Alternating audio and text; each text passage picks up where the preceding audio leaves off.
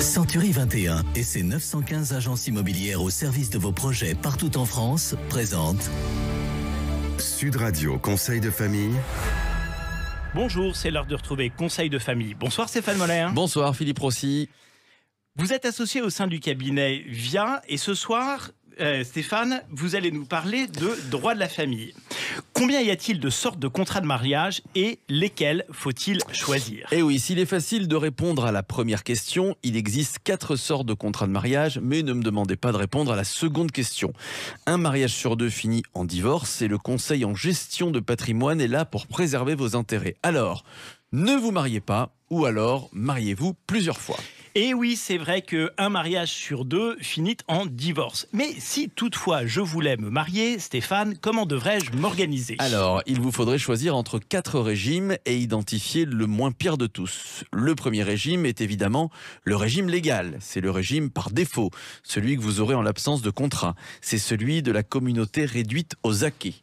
Dans ce cas de figure, tout ce que vous avez acquis pendant le mariage rentre dans les biens communs. En cas de dissolution, tout ce qui a été acquis pendant le mariage doit être partagé par les époux. Chacun part avec 6 cuillères dans un tas de 12. On coupe les tableaux en 2, les cheveux en 4, un enfant chacun. Et si on a un nombre impair, le 3e sera confié au parrain ou à la marraine.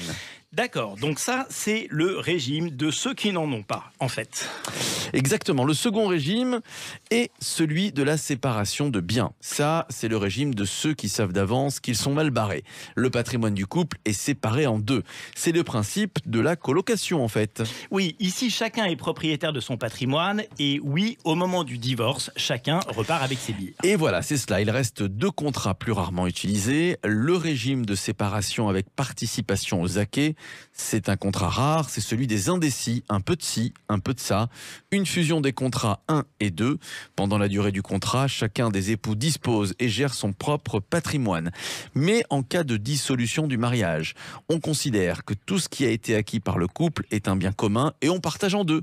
C'est un régime pour les avocats qui se marient entre eux, par exemple. Ils auront du boulot pour gérer leur propre divorce jusqu'à la fin de leur jour. Intéressant, non, tout ça? Ouais, et enfin, le 4e et dernier contrat? C'est celui de la communauté universelle. Celui-là, c'est le contrat de ceux qui ont survécu à tous, même au naufrage du Titanic. Ce sont ces couples que l'on retrouve aussi assis sur les bancs publics partageant les mêmes tics. Des amoureux transitent. Le patrimoine de chacun des conjoints est fusionné en un patrimoine unique appartenant aux 2 époux. Même ce que les époux ont acquis par héritage.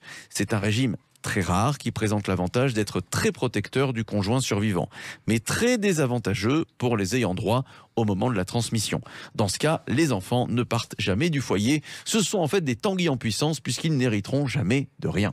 Alors, comment on choisit? Sur quels critères? Alors, il faut en parler avec son curé, son rabbin, son imam ou alors pourquoi pas votre belle-mère. Ils vous aideront sans aucun doute. Ok, passionnant. Bon, vous aurez compris, c'était le 1er avril. Nous reviendrons évidemment plus sérieusement sur ces sujets rapidement. Évidemment. Promis, à demain Stéphane. Et puis si vous voulez encore de moi, évidemment, je serai de retour demain avec vous. Alors, retrouvez nos chroniques quotidiennes sur le site de Sud Radio et posez vos questions sur le blog de Conseil de famille. Conseil avec un s-2-famille.com. C'était Sud Radio Conseil de famille. avec Century 21 et ses 915 agences immobilières au service de vos projets partout en France.